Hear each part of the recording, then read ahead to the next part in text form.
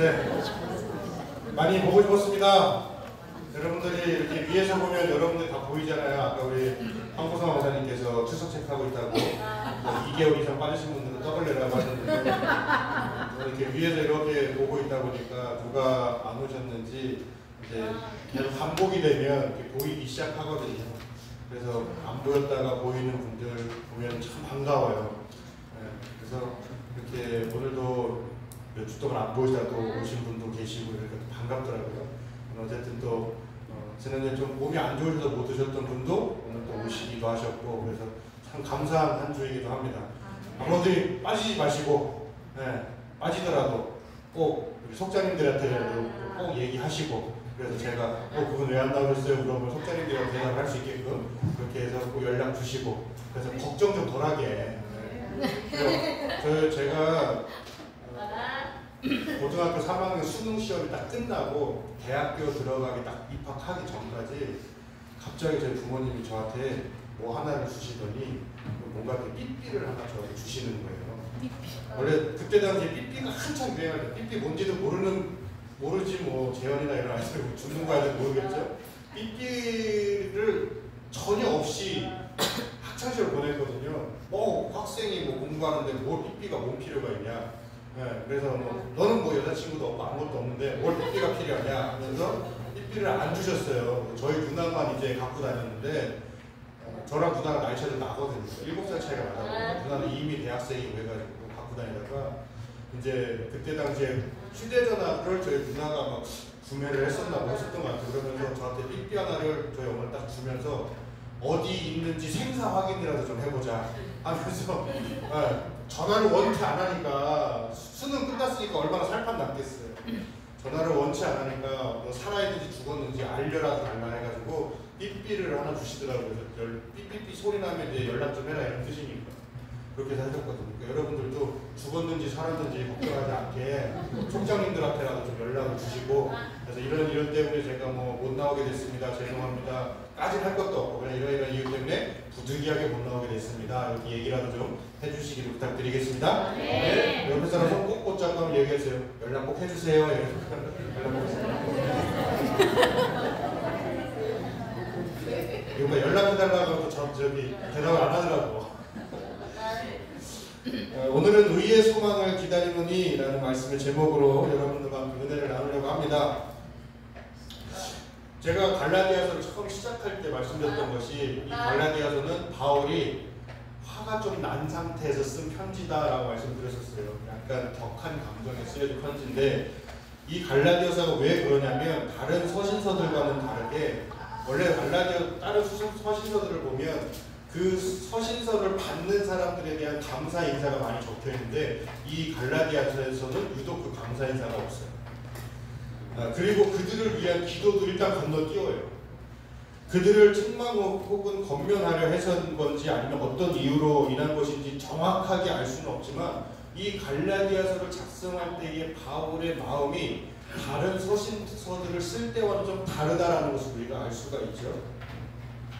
오늘 우리가 읽은 5장부터 그 다음에 6장은 갈라디아 교인들에게 권면을 하는 내용인데 오늘 본문에서 이 권면의 서두라고 할 수가 있습니다. 그런데 여기에서 2절을 보면 보라 나 바울은 너희에게 말하노니 라고 하는데 이 문장에서도요 사실은 나 바울은 이거 안 넣어도 돼요. 그죠? 내가 너희에게 말하노니 즉 제가 여러분들께 꼭 말씀드리고 싶은 게 있어요 이러면 되는데 이 뜻이 뭐냐면 내가 이 성수인데 내가 너희한테 꼭 할 말이 있어. 니네 절대 딴짓하지 말고 똑똑히 들어. 나 이 성수야. 내가 이런 사람이야. 나 꼭 얘기할 거 있어. 이런 어조로 얘기를 하고 있다. 그러니까 바울이 지금 굉장히 격해 있는 상황이란 말이에요. 바울이 2절에서 말하는 것이 무엇이냐면 너희가 만일 할례를 받으면 그리스도께서 너희에게 아무런 유익이 없다. 이것을 이야기를 하고 있습니다. 예수님께서 그리스도를 통하여서 성도들을 자유롭게 만드셨는데 성도가 할례를 받음으로 스스로 종의 멍에를 맨다라고 생각하는 거예요. 그러면 자유한 사람이 스스로 족쇄를 찬다는 게 말이 안 되잖아요. 족쇄를 차던 사람을 그 족쇄에서 풀어주면 자유롭게 뛰놀면 되지 다시 자기 스스로가 그 족쇄를 이렇게 가져다가 다시 채운단 말이에요. 그리고선 자기는 그 족쇄에 묶여서 가만히 있어요. 이거는 자유를 준 사람의 입장을 이해하지도 못하고 헤아리지도 않는 것이죠. 그래서 6절에서도 보면 그리스도 예수 안에서는요, 할례나 무할례, 할례를 받지 않는 것이나 아무 효력이 없다. 즉 할례를 받느냐 안 받느냐는 우리가 구원받은 성도로서 아무 의미가 없다라는 것을 강조를 하고 있어요. 그러면서 바울이 뭐라고 얘기하냐면 3절에 보면 내가 할례를 받는 각 사람에게 다시 증언하노니, 할례를 받아야 된다라고 이야기하는 소위 할례파라고 이야기하는 너희들에게 내가 얘기를 하는데, 너희들은 율법 전체를 행할 의무를 가졌다 이야기해요. 이게 무슨 말이냐? 유대인들은 비유대인들에게 할례를 받음으로 인하여서 율법을 가르치라고 강조했단 말이에요. 율법을 공부해야 된다. 그런데 그들이 말한 율법이 무엇이냐면, 오늘 우리 본문 속에서는 나오지 않지만 그 전 본문을 보면 4장 10절에 보면 할례를 행하는 것과 그 다음 하나가 뭐냐면 날과 달과 절기를 삼가 지키는 것. 이게 4장 10절에 나와요. 4장 10절에 보면 너희가 날과 달과 절기와 해를 삼가 지키니 이야기를 합니다. 그래서 날이라고 하는 것은 뭐 안식일이라든가 금식이라고 할 수가 있고, 달은 초하루 월식이라고 할 수 있고요. 그 다음에 절기는 유대 명절 할 수 있겠죠. 초막절이 됐던 유월절이 됐던 명절, 그 다음에 해는 안식년이나 희년을 이야기해요. 그러니까 이런 거를 지킨다라는 것이죠. 그 다음에 또 한 가지가 뭐였냐면 음식 규정이에요. 우리가 이 음식 규정은 2장 11절부터 13절에 나오는데, 그 내용이 뭐냐면 예전에 베드로가 안디옥에 있었을 때에 거기에서 베드로가 이방인들하고 할례를 받지 않은 사람들하고, 이방인 그리스도인들이죠, 한마디로 이방인들하고 밥을 막 먹고 있었어요. 그런데 그때 누가 들어오냐면 할례파 유대인들이 들어옵니다. 할례 받은 사람들이. 그러면 베드로가 어떻게 하면 돼요? 왔어요? 잘 오셨어요? 같이 식사 좀 하시지 않으셨으면 이러면 되는데, 베드로가 식사를 하다가 그걸 쳐다보더니 슬그머니 일어나서 이렇게 나가는 거예요. 그런데 베드로만 그랬으면 그나마 다행인데, 뒤이어서 어떤 내용이냐, 남은 그리스도인들도 슬그머니 일어나서 나가고, 거기에 누가 포함되어 있는지 아세요? 그렇게 사랑의 제자라고 이야기했던 바나바까지 포함되어 있어요. 그러니까 남은 유대인들도 떠나고 바나바도 그들을 떠났다. 이것을 바울이 뭐라고 평가하냐면 외식하는 자들이라고 얘기해요. 베드로, 유대인들, 바나바까지 포함해서 밥 먹다가 할례파 유대인들 들어오니까 바로 그들 때문에 두려움을 느껴서 외식함으로 외식이 유혹이 되었느니라 얘기를 한다는 겁니다. 이런 모습들을 보면 이 사람들은요, 율법 전체를 지켜야 된다라고 율법을 지켜야 된다 이해하지만, 율법 전체를 다 지켰던 사람들이 아니라 소위 이야기하는 의식법을 지키려고 했던 사람이야. 의식법이라는 게 무엇이냐면 일정한 규칙이나 법도를 지키는 사람들을 이야기하는 거예요. 우리식으로 얘기하면 제사법 같은 거예요. 제사 드릴 때 동쪽에는 뭐, 서쪽에는 뭐, 위에는 뭐, 아래는 뭐, 절은 몇 번을 해야 되고 뭐 이런 거 있잖아요. 예전에 한 왕이 신하가 들어와가지고 인사를 와서 이제 인사를 하잖아. 저 왔다가 인사를 하는데 이 왕이 일부러 신하를 골탕 먹이고 싶어서 인사를 안 받아요. 가만히 있어요. 절을 해가지고 인사를 했는데, 그랬더니 이 신하가 왕이 못 받나 해가지고 다시 절을 또 한 번 이렇게 한 거예요. 또 왕이 불같이 화를 내는 거죠. 내가 죽은 사람도 아닌데 왜 두 번이나 저래? 왜 그래? 이렇게 했더니 이 신하도 똑똑한 거죠. 처음에는 들어와서 인사한 것이고 지금은 나가려고 인사한 겁니다. 나왔다라는 것도 있어요. 그러니까 이것도 다 어떻게 보면 제사법에 포함되는 것들이잖아요. 그러니까 이런 법에 대해서 굉장히 관심은 있었지만 율법 전체를 지키지 않는다는 거예요. 그러니까 너희들이 이야기하는 할례부터 시작해서 음식법이나 날과 절기를 지키려고 한다면 니네들이 이야기한 대로 율법 전체를 다 지켜야 되는 거 아닙니까? 왜 뭔가를 빼놓고 뭔가는 하지도 못하면서 왜 너희들이 다 하지 못하는 것을 저 사람들에게는 왜 하라고 강요하느냐, 이 이야기를 하는 거예요. 예를 들어서 우리가 이스라엘 백성들 같은 경우는 포로로 잡혀갔던 시대가 있었잖아요. 지금 저희가 느헤미야를 읽고 있는데 새벽에 포로로 잡혀갔던 이스라엘 백성들이 70여 년이 지난 다음에 다시 바벨론에서 이스라엘로 돌아오고 예루살렘에 성전 건축하고 성벽 건축하는 내용들이 있어요. 성전이 무너졌고 없기 때문에 그들은 성전에서 드려야 되는 제사를 못 드렸단 말이에요. 포로로 잡혀갔기 때문에. 그곳에서 1년에 한 번 대속죄일에 지성소에 들어가서 대제사장이 자신의 백성들을 위해서 하나님 앞에 속죄의 제사를 드려야 되는데 그거 못했어요. 지금 이 시대 때에도 그들이 드리지 못하는 것들이 많이 있었단 말이에요. 하기 어려운 부분들도 있었다. 너희들은 그걸 다 지켜야 되는 사람들이라는 거야. 너희들 이야기대로 한다면. 근데 너희들은 너희들 입장에서 지킬 수 있는 것만 지키고 안 되는 건 안 지키는 거 아니냐라고 이야기하면서 사실 너희들부터가 이미 율법이라는 것 자체를 안 지키고 있는 사람들이다. 이것을 바울이 이야기하는 것이다. 갈라디아 그리스도인들은요, 할례를 행해야 하는지를 심각하게 고려하고 있었을 거예요. 왜냐하면 어쨌든 자기들이 말씀을 전하는 그리스도인들은 유대 그리스도인들이 많이 있단 말이에요. 그런데 유대 그리스도인들은 다 똑같은 공통점이 하나가 있는데 다 할례를 받은 사람들이에요. 그러니까 자기들도 우리들만 할례를 안 받으니까 뭔가 우리들은 약간 동떨어져 있는 듯한 생각이 들 수도 있겠죠. 거기에다가 갑자기 너희들도 우리처럼 할례를 받아야 진짜 하나님의 자녀가 되는 거야. 이렇게 이야기를 하니 왜 혹하지 않겠습니까?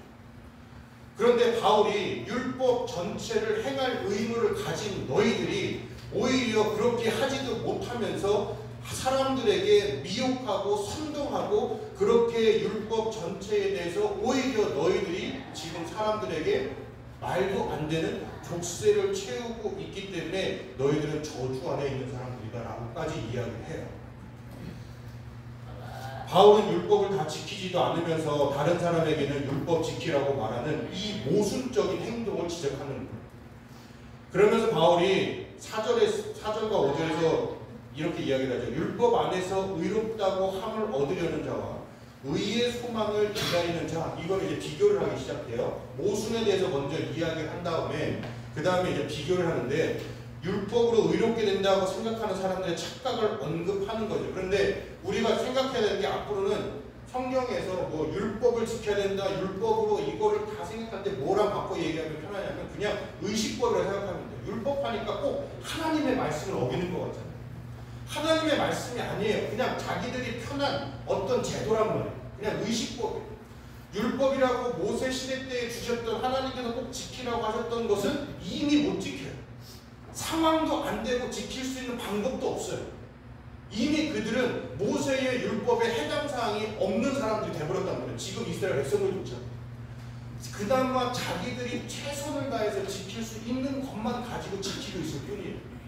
그러니까 음식 가지고 맨날 시비 걸고 왜 안식일 날 안 쉬냐고 예수님하고 제자한테 시비 걸고 그거 가지고 또 막 뭐라고 하고 이렇게 하는 거예요. 그러면서 이 의식법을 지킴으로 의롭게 된다고 생각하는 사람들의 착각을 지적을 하는데 바울이 할례나 무할례나 효력이 없다라고 말한 것은 이렇게 의식법을 지킨다고 해가지고 할례 지킨다고 안식을 지킨다고 금식한다고 해가지고 의롭게 되는 것 아니라는 것을 이야기하는 거예요. 유대인이나 비유대인이나 관습에 따라서 할례를 받는 것은 바울의 관심사도 아니었어요. 전혀 관심사항도 아니었습니다. 바울은 할례를 행함으로 의롭게 된다고 생각하는 것 자체에 대한 잘못을 지적하는데 의의 소망을 기다리는 자는 이렇게 의식법이 아니라 믿음으로 의롭다고 인정된 사람들을 이야기를 한다. 이것을 일단 분명히 이야기를 한 다음에 오늘 본문에 의하면 할례라는 추가의 짐을 진 사람들이 아니라 예수님으로 인하여서 자유를 누리는 사람들, 예수님을 구세주로 모신 성령님의 사람들, 그래서 자유라고 이야기했을 때에 우리가 이 자유에 대해서 착각하는 것이 무엇이냐면 마음대로 해도 된다라고 하는 것인데 이때 당시의 문화에서 자유라고 하는 것은 자기가 믿는 어떤 신이 있고 그 신의 가르침을 잘 알아서 그 가르침에 따라서 살아가는 것을 자유라고 생각했어요. 문화에서. 그러니까 지금 바울이 이야기하는 자유는 이제 너희들은 할례나 이런 거 다 지킬 필요 없어. 너희들은 자유해. 이제 뭐든지 다 해도 돼. 하면서 너희들의 삶이나 너희들의 도덕, 윤리 이런 거 아무것도 신경 쓸 필요 없이 그냥 너희들 멋대로 살아도 돼 라고 이야기하는 구원파처럼 그런 자유를 이야기하는 게 아니라 하나님의 뜻을 알고 하나님의 마음 또한 깨닫고 하나님의 말씀을 공부하고 묵상하면서 하나님의 마음을 깨닫고 그 마음에 따라서 내가 이제 살아가는 게 자유란 말이에요.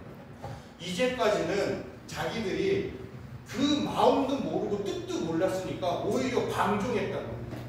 죄의 노예가 됐다는 것은 하나님의 마음을 모르기 때문에 지들 멋대로 살아갔던 거예요. 그러니까 성경에서 이야기하는 자유가 우리랑 생각하는 자유하고는 약간 반대 개념이에요. 우리는 죄의 노예가 되었을 때는 오히려 삶 속에서 자유했던 사람들이에요. 왜? 내 마음대로 하면 돼요. 내가 원하는 대로 살면 돼요. 뺏고 싶으면 뺏으면 되고, 법이 있으니까 법은 대충 잘 눈 감아가지고 사람들에게 걸리지 않을 정도로 대충 사람들도 속이고, 사람들 조금 권력이 있으면 그 권력 좀 남용해가지고 사람들 거 가지고 싶은 거 갖고 이러면서 살아가는 게 죄의 노예였지만 사실 우리들의 입장에서는 그게 자유함이에요. 그런데 우리 하나님께서 그렇게 죄의 노예에서 건져내셨다는 것은 우리를 하나님의 자녀로서, 오해하지 말고 주세요. 촉박한 거예요, 솔직히. 하나님의 뜻 안에 우리들을 딱 끌어안아버려요. 부모가 자녀가 잘못된 상황들에 갔을 때, 어렸을 때에 자녀들이 하지 말아야 될 행동을 하거나 만지지 말아야 될 것을 이렇게 만지게 됐을 때 부모들이 탁 잡아가지고 안 돼! 하면서 멈추게 하잖아요. 하더라도 부모가 같이 도와주잖아요, 옆에서. 그거랑 똑같다고. 이제까지는 자녀가 마음대로 막 하다가 부모가 봤을 때 저건 위험해, 저건 안 돼. 그러면 부모가 잡아가지고 교육시켜주듯이 이제 하나님께서 품에 안으시고 하지 말아야 될 것, 해야 될 것을 구분하게끔 가르치셨단 말이에요. 그러니까 사실 하나님의 말씀 안에 들어오는 거, 바울이 이야기하는 자유는 우리가 하나님께 족쇄가 걸린 거랑 마찬가지입니다. 다만 그것이 내가 다치지 않는 길이고 그것이 내가 살아갈 수 있는 방법입니다. 그렇게 하지 않으면 나는 죽는 거죠. 반대로. 무조건 죽어요. 하나님 품 안에 꽉 붙들려가지고 살지 않으면 나는 죽을 수밖에 없어요. 이제까지 사람들은 내가 죽는 줄도 모르고 다치는 줄도 모르고 막 자유롭게 살았어요. 방탕하고 방종하게 살았어요. 그런데 하나님을 알기 시작하면서 진짜 자유가 뭔지를 깨닫는 거죠. 진짜 행복이 뭐고 진짜 웃음이 뭐고 진짜 즐거움이 뭔지를 아는 거예요. 그래서 죽음으로부터 자유롭게 되고 다침으로부터 자유롭게 됐다는 것이 성경에서 이야기하는 자유의 의미예요. 그래서 내가 하나님 안에서 진짜 자유를 얻게 된 거죠. 정말 내 생명을 지킬 수 있고 정말 내가 안전해질 수 있고 내가 정말 외로워지지 않을 수 있고 누군가의 눈치도 보지 않을 수 있는 진짜 자유로움을 얻게 된 거죠. 그런데 할례파 유대인들은 이 자유롭게 된, 그래서 하나님 보호 아래에 있는 우리들을 스스로 손을 잡고 다시 저 멸망의 곳으로, 저 힘들고 어렵고 언제 다칠지 모르는 그곳으로 등 떠밀고 있는 거라고. 하나님 품 안에 있는 사람들을 억지로 떼어내가지고 다시 사람들을 저렇게 힘들게 하는 장소, 위험한 장소로 내몰고 있던 거예요. 그러니까 바울이 얼마나 화가 나겠어요. 예수님께서 목숨 맞춰가면서 간신히 자유롭게 해주셨는데, 간신히 죄가 뭔지 깨닫게 하고 간신히 하나님 품 안에 오게 했는데 지들이 뭐라고, 예수님이 목숨 맞춰가지고 그렇게 오게 했는데 지들이 뭐라고 그 목숨을 우습게 여기고 또 자기들 생각에 자기들 의식에 관련돼가지고 백성들을 위험하게 하고 있다는 것이죠. 그래서 할례라고 하는 잘못된 짐을 가지고서 자유함 속에서 또다시 죄에 구속되는 것이 아니라 예수님으로 인해서 진짜 자유함을 얻게 되고, 그리고 자유롭게 하나님께 사랑을 표현하면서, 그 사랑의 표현은 지난 시간에 말씀드렸죠. 이웃을 사랑하는 게 하나님 사랑합니다라는 표현이라고요. 그렇게 하나님을 사랑하면서 이웃을 사랑하면서 그렇게 살아가는 것이 사실은 진짜 자유였단 말이에요. 그런데 이스라엘 백성들 중 율법을 지켜야 된다고 하는 이 유대주의자들이 그들을 잘못된 길로 이끌고 있었기 때문에 바울은 이야기합니다. 그래서 바울은요, 갈라디아 그리스도인들에게 또 뭐라고 얘기하냐면, 갈라디아서 우리가 3장에 간 거니까 3장 넘겨서 갈라디아 3장 3절을 한번 찾아보세요. 갈라디아서 3장 3절. 갈라디아 사람들에게 얘기하는 거예요. 그 할례를 받아야 되느냐 말아야 되기 때문에 두려워하고 있고 근심하고 있는 사람들에게 3장 3절에 뭐라고 얘기냐면 너희가 이같이 어리석으냐 성령으로 시작하였다가 이제는 율법 육체로 마치겠느냐 이 이야기를 해요. 자, 그 다음에 11절에도 가보면 3장 11절에 가보면 또 하나님 앞에서 아무도 율법으로 말미암아 의롭게 되지 못할 것이 분명하니 이는 의인은 믿음으로 살리라 하였음이니라 얘기해요. 구원은 어떤 너희들이 특정한 행동을 한다고 해가지고 소위 이야기해서 너희들이 음식 가린다고 해가지고 구원받는 거 아니고 너희들이 안식을 지킨다고 해가지고 구원받는 것도 아니고 할례 받는다고 해가지고 너희들 구원받는 거 아니라는 거예요. 그러면 할례만 받으면 음식만 가리면 주일 예배만 잘 지키면 그러면 마음대로 살아도 되겠네. 다른 사람을 때려도 되고 뺏어도 되고 거짓말 충분히 쳐도 되고 부모고 뭐고 뭐 상관없이 내 멋대로 살아도 되는 거죠. 왜요? 의식법만 지키면 되니까. 나는 그냥 그것만 지키면 돼요. 할례만 받으면 난 멋대로 살아도 돼. 나는 예수님 믿습니다 고백만 하면 내 맘대로 살아도 돼. 아니란 말이에요. 바울이 그것을 분명하게 이야기하고 있습니다. 그래서 갈라디아에서 바울이 구원이라는 말은 잘 사용하지 않고 어떤 단어를 사용하냐면 의라는 말을 사용을 많이 해요. 의. 그래서 하나님의 의가 우리를 하나님 앞에 설 수 있게 하고 하나님과의 사귐 안에서 설 수 있게 하는 하나님의 은혜라는 것이죠. 그래서 예수님을 구세주로 영접한 믿음은 하나님과 사귐, 하나님과 더 깊은 관계 속으로 인도한다는 거예요. 그런데 단순히 내가 할례 받는다고 해서 하나님과 관계 깊어지는 것도 아니고 내가 음식 가린다고 해서 하나님과 깊은 관계를 맺을 수 있는 것도 아니라는 거예요. 이건 성령님께서 직접 역사하셔야 가능한 것들이죠. 그래서 하나님과 바른 관계 속에서 사람을 충분히 사랑하고 하나님께 사랑의 표현을 하고 그래서 사랑으로 종로를 타는 사람들, 그것이 오늘 우리가 읽지 않지만 5장 13절에 가보면 사랑으로 종로를 탄다라고 이야기를 하거든요. 그런 것이 진짜로 성령을 따라 행동하는 사람, 서로의 짐을 나눠지는 사람, 이러한 사람들이 진짜 하나님의 의를 가지고 구원받은 백성들이라고 하는 거예요. 단순히 그냥 할례 받는 사람이 구원받는 게 아니라는 것이죠. 오늘날 한국 교회에서도 이런 할례와 같은 문제가 무엇일까요? 1세기 갈라디아 그리스도인들이 의식법처럼 하나님의 의에 이르려고 했던 것처럼 뭔가 특정한 행동을 해가지고 할례 받아서 음식 가려서 내가 하나님께 구원받은 백성이 되었다라고 했던 것처럼 오늘 우리들은 무엇으로 하나님의 의에 이르려고 하고 있느냐? 우리가 자랑하는 것들을 한번 잘 생각해 보세요. 내가 성도들에게 자랑하는 것들 잘 생각해 보세요. 내가 지금까지 예배를 몇 년 동안 드렸는데 내가 신앙의 연차가 얼마나 내가 하는 말을 들어야지. 내가 지보다 성경을 한 지를 더 읽으면 더 읽었지. 기도라도 1분이라도 하면 더 하면 더 했지. 권사가 이야기하는 장로가 이야기하는 저 같은 경우는 목사가 이야기하는 그냥 들어야지.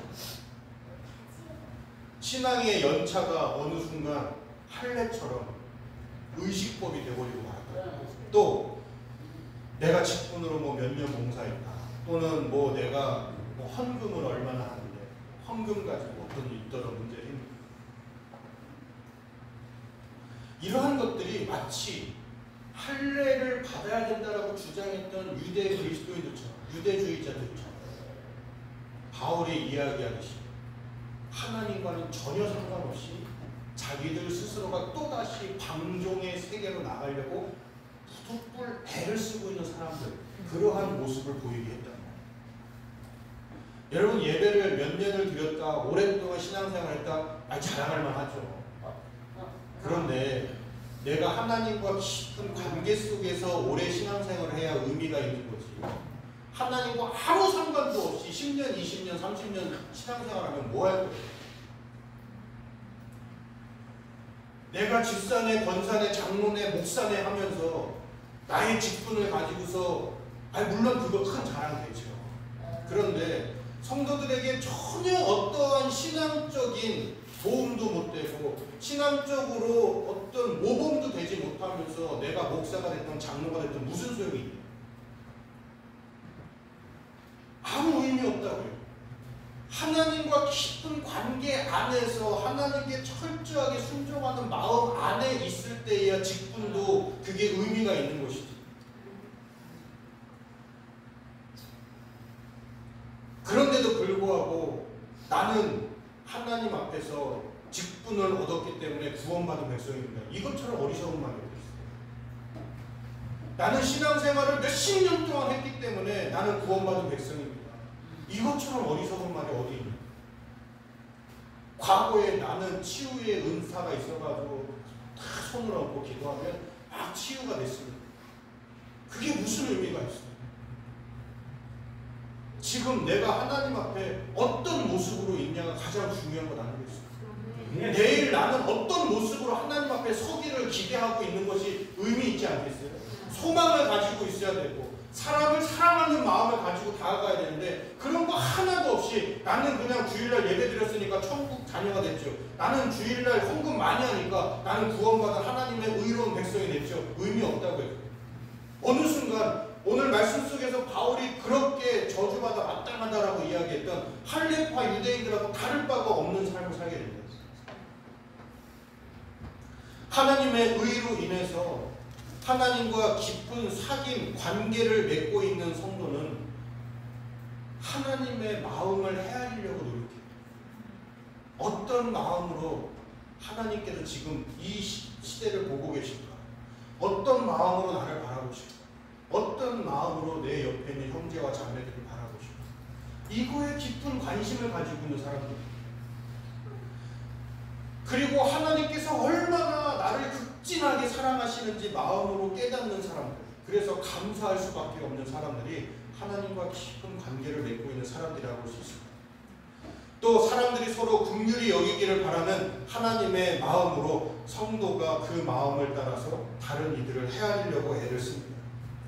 하나님을 섬기기는 하는데 그 섬기는 목적이 하나님으로부터 무언가 내가 원하는 것을 얻기 위해서 하는 것이 아니라 하나님을 향한 내 사랑의 고백으로 하는 것. 이러한 차이점들이 나타나기 시작한다는 것이죠. 남을 섬길 때도 득실을 따져서가 아니라 있는 모습 그대로 섬길 수 있게 되는 것이죠. 선을 행하되 순전히 선이 아름답고 순전히 하나님을 기뻐하기에 순전히 남을 사랑하기에 행동하는 것. 이것이 하나님과 깊은 관계를 맺고 있는 사람들이고 의의 열매, 의로 인하여 구원을 얻은 성도들, 의의 소망을 가지고 있는 성도들이라고 이야기할 수 있습니다. 그리스도를 믿으면 우리에게 진짜 소망이 생기기 시작하고 남을 향한 사랑이 흘러나오기 시작해요. 그렇다면 반대로 우리의 새 사랑이 메마르거나 식을 경우에 내가 누군가를 도와주다가 어느 순간 지칠 때 있잖아요. 교회 안에서도 내가 봉사를 하더라도 지칠 때가 있단 말이에요. 또 누군가가 어떤 많은 이유가 있겠죠. 누군가 뭐 알아주지 않는다. 또는 뭐 누군가가 내가 봉사하는 거에 대해서 자꾸 이런저런 말을 많이 하고, 뭐 물론 모두가 다 한 사람만의 잘못을 할 수는 없겠지만 어쨌든 그걸로 인하여 마음에 짐이 있고 힘든 상황들이 올 수도 있다. 교회 안에서도 그렇단 말이에요. 그럴 때 우리들은 어떤 방법을 찾느냐? 기도를 하기는 하는데 하나님 내가 이 봉사를 잘 감당할 수 있게 해주세요. 뭐 내가 사람을 어떻게 하면 이 사람을 더 할 수 있을지 좀 도와주세요. 아우 정말 미워 죽겠는데 그 미워하는 마음을 좀 내가 없어지게 좀 해주세요. 이렇게 기도를 하는데 사실은 사랑이 고될 때 더 사랑하려고 애쓰는 것이 아니라 어떻게 해야 되냐면 예수님을 더 바라보기 시작해요. 우리의 사랑은요, 내가 사랑한다고 해가지고 사랑해지는 게 아니라 예수님을 사랑하는 사람이 자연스럽게 흘러나오는 게 사랑이라는 거예요. 다른 이들을 향한 사랑.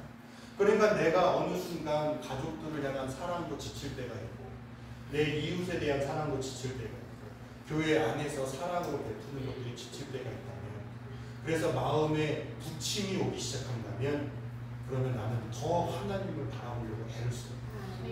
사랑하게 해주세요가 아니라 하나님을 더 사랑하게 해주세요. 예수님을 더 사랑하게 해주세요. 하나님 나는 이웃을 사랑하지 못해요. 어떻게요가 아니라 예수님을 내가 사랑하지 못하기에 이웃에게까지 그 사랑이 전달되지 않는 거라고.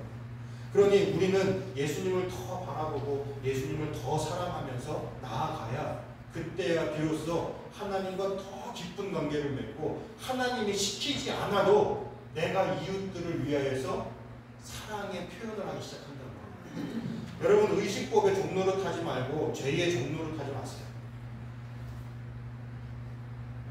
그것 때문에 하나님이 여러분들 버리거나 여러분들에게 무슨 단죄를 하시거나 이러지 않으세요.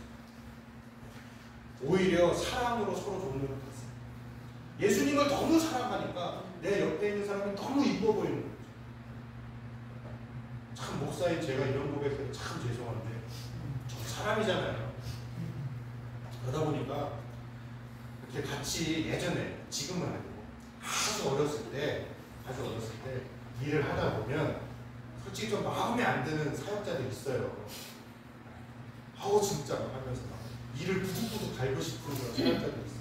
저도 사람이니까 저도 온유하고 겸손하고 착하고 아름답고 행복하게 살려고 애를 쓰고 긍정적이고 밝고 그런 사람이지만 그래도 사람이기 때문에 이게 참 미움이 들 때가 있단 말이에요. 그런데 그렇게 미우니까요. 아우 그분의 자녀들을 그렇게 미워. 뭐 행동만 해도 딱 꼴보기 싫어. 왜 이렇게 예배 시간에 떠들어?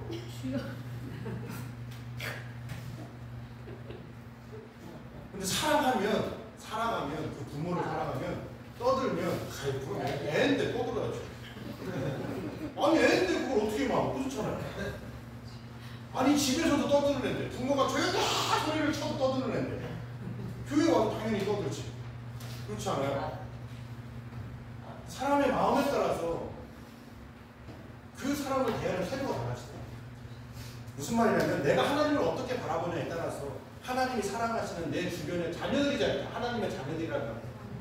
내가 부모를 정말 좋아하면 그 자녀들이 예뻐 보이듯이 내가 하나님을 정말 좋아하면 정말 사랑하면 그 자녀들이 예뻐 보이는 거예요. 그런데 내가 하나님을 정말 사랑하기 어렵기 시작하면 그 자녀들 또한 버거워지기 시작해요. 하나하나 자꾸 단점들이 눈에 띄기 시작해요. 그러니 우리의 사랑의 방향을 하나님으로 돌려야 돼요. 그리고 하나님을 전적으로 의지하면서 하나님을 더 사랑하려고 애를 쓰면 내 이웃들에 대한 시선도 고와질 수가 있어요. 옆에 사람 보세요. 예뻐 보여요? 못생겨 보여요? 물어보라는 게 아니고 예뻐 보이냐고요. 예뻐 보이시죠? 네. 아름다워 보이시죠? 그러면 우리는 그만큼 하나님을 사랑하고 있는 거예요. 여러분 오늘 말씀에처럼 하나님과 정말 깊은 관계 속에서 하나님의 마음을 아는 사람이 되어서 내 옆에 있는 사람뿐만이 아니라 어느 순간부터는 내가 미워했던 사람조차도 이제는 예뻐 보일 정도로 하나님을 더 깊이 사랑하면서 의와 소망을 가지고 정말 사랑하는 주님의 자녀들이 되시기를 바라겠습니다. 오늘 이 자리에 있는 우리가 사랑의 사람이 되어서 하나님을 누구보다도 최고로 사랑하는 귀한 자녀들 되시기를 주님의 이름으로 간절히 축원합니다. 기도하겠습니다. 사랑과